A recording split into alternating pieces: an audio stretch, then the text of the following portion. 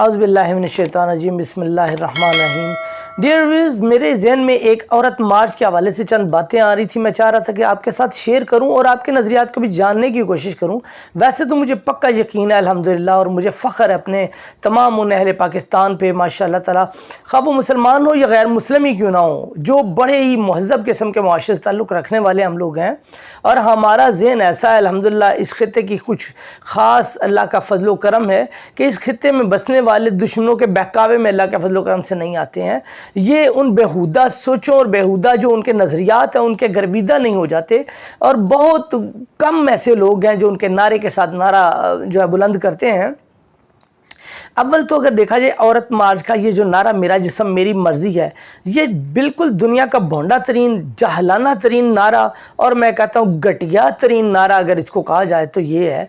क्योंकि देखिए, बाकी नारे हैं, किसी की तनख्वाहें बढ़ाने का है, किसी का जनाब अपनी एजुकेशन पे फोकस नहीं है उसका नारा है, और किसी का कोई किसी जगह पर कोई जुल्म व ज़्यादती हो गई उसके ख़िलाफ़ नारा है कि जनाब हमें हमारे हकूक़ दिलाए जाएँ। मतलब दुनिया इस तरह के नारे लगाती है, और ये ख़वातीन अपने आप को ये शो कर रही हैं जनाब जैसे ये दुनिया जहान की एडवांस तरीन ख़वातीन हैं, और जैसे जनाब दुनिया की पढ़ी लिखी तरीन ख़वातीन हैं। अपने आप को बड़ा मर्ड स्क्वाड और एडवांस शो करके ये नारा लेकर आई हैं, गोया कि ये साबित करना चाहती हैं कि अब हम बहुत ही तरक्की कर चुके हैं और हमें जो है ना ये आज़ादी दी जानी चाहिए कि हमारा जिस्म है, हम जैसे चाहे इसको मतलब कि इस्तेमाल करें, हमें कोई रोक टोक ना हो, हमें मजहबी और कानूनी और हर लिहाज से आज़ादी मिल जाए। यानी ये चाह रही हैं कि हमें ये जो इस्लामी कवानीन की पाबंदियाँ लगाई, तो वह नाउज़ुबिल्लाह मुझे कहना पड़ रहा है, इनके एंगल से मैं ये बात कर रहा हूँ कि इनका ये माइंड है कि हमें ये पाबंदियाँ भी इस्लाम की पसंद नहीं हैं, हमें हमारी आज़ादी दी जानी चाहिए। तो मैं इस मामले में ये कहना चाह रहा हूँ भाई, इनको अगर थोड़ा सा अपनी अक्ल को इस्तेमाल करें और ये गौर करके देखें कि ये जिस्म, मैं कहता हूँ दुनिया का पत्ता नहीं हिल सकता अल्लाह की मर्ज़ी के बगैर। ये अपने जिस्म के हिलने की बात कर रही हैं, अपने हाथों के हिलने की, अपनी आँखों के हिलने की, अपने जिस्म के तमाम अज़ा के हिलने की बात कर रही हैं। मैं ये कहता हूँ कि आँखों का हिलना, ये दिल का धड़कना, सांसों का चलना, आपके कदमों का उठना, कदमों का रुकना, आपके दिमाग का काम करना, आपका सोच का काम करना, ये सारी चीज़ें अल्लाह के बस में। अगर सिर्फ हम जिस्म की बात करें तो ये सारे कारनामे, ये तमाम जितने भी हमारी मूवमेंट्स हैं, ये अल्लाह के इख्तियार में हैं। आपको अपने जिस्म पे इतना ही कंट्रोल है। मैं ये चैलेंज करता हूँ, आप अपनी सांस को उस कुदरत के निज़ाम से हटाकर अपनी मर्ज़ी से सांस के ड्यूरेशन को बढ़ाकर दिखा दें। नहीं बढ़ा सकते। आप अपनी आँख के झपकने को रोक के दिखा दें। एक छोटी सी आँख, एक लिड, एक जो आपकी आँख का ये हिलता है, जो पोटा है, इसको हिला के, इसको बंद करके इसकी हरकत को दिखा दें। कितनी देर आप अपनी आँख को खुला रख सकती हैं? क्या जिस्म, कौन सी मर्जी है आपकी? कितनी देर आप अपनी आँख की झपकने को रोक सकते हो? आपको तो इस पे इख्तियार नहीं है, आपको सांसों पे इख्तियार नहीं। आप दिल की धड़कन को कंट्रोल करके दिखा दें। आपके दिल की धड़कन अपनी मर्ज़ी से इसको धड़कना ज़रा दिखाएं, किसी शो करें, किसी मशीन से। आप दिल की धड़कन को अल्लाह की मर्ज़ी के ख़िलाफ़ धड़का सकती हैं? नहीं धड़का सकती बीबी, नहीं धड़का सकती। कैसी बातें आप कर रही हैं, काफिराना बातें कर रही हो।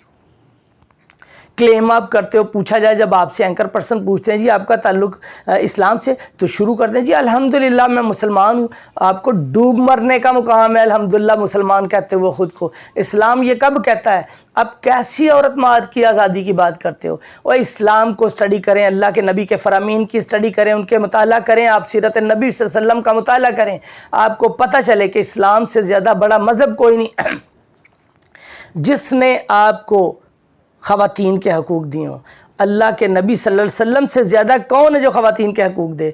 आप छोटा सा ये वाक़या ही देख लें, छोटा कहने को छोटा लेकिन बहुत बड़ा वाक़या है कि यकसर बदल के कायनात की सारी सूरत हाल को रख दिया। आप सल्लल्लाहु अलैहि वसल्लम की आमद नहीं, आप सल्लल्लाहु अलैहि वसल्लम की आमद से पहले कुफ़ार जुहला अपनी बेटियों को जिंदा दरगोर कर देते थे, जिंदा दफन कर देते थे। इस्लाम ने आकर वो उनको हक दिए, इस्लाम ने उनको आज़ादी दी इस जुर्म से। इस्लाम ने ख़वातीन को बचाया, इस्लाम ने हकूक़ निस्वा बेहतर से बेहतर बताए। इस्लाम ने औरत को बताया, लफ्ज़ औरत का मतलब यह मस्तूर होना, छुपे हुए होना, पर्दे में होना। आप ये कौन सी आज़ादी मांग रहे, बेहयाई की आज़ादी, जिस्म को आप बरहना करने की आज़ादी मांग रहे हो। अगर जिस्म को बरहना करना आज़ादी है, जिस्म को बेलिबास करना आज़ादी है, तो फिर आपसे ज़्यादा आज़ाद और आपसे ज़्यादा एडवांस तो वो जानवर हैं। वो जानवर कुत्ते हैं, आपसे ज़्यादा तो वो घोड़े हैं, बंदर हैं, सूअर हैं, ये तमाम जानवर जो लिबास के बिना है। आपके ख्याल के मुताबिक अगर ये एडवांसमेंट, तो फिर वो एडवांस है, वो आज़ाद है आपसे ज़्यादा। एडवांसमेंट, ये कैसी एडवांसमेंट है।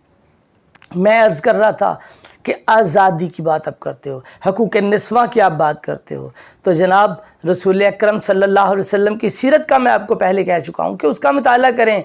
अल्लाह के नबी सल्लल्लाहु अलैहि वसल्लम सोए हुए थे कमरे में, और हज़रत आयशा अम्मा आयशा रज़ियल्लाहु तआला अन्हा जो है, उनको आप नहीं चाह रहे थे कि डिस्टर्ब करें। आप कमरे से बाहर जाना चाहते थे, आपने अपनी चप्पल उठाई हाथों में, खूबसूरत अपने प्यारे हाथों में, और बाहर गए।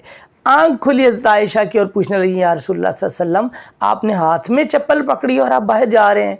आप सल्लल्लाहु फरमाया, ए आयशा, इसलिए कि तुम्हारी नींद जो है उसमें खलल ना पैदा हो जाए मेरे पाँव की, मेरी जूती की आवाज़ के साथ। तो इसको कहते हैं दीन, इसको कहते हैं मज़हब, इसको कहते हैं जहालत के कवानीन से आज़ादी।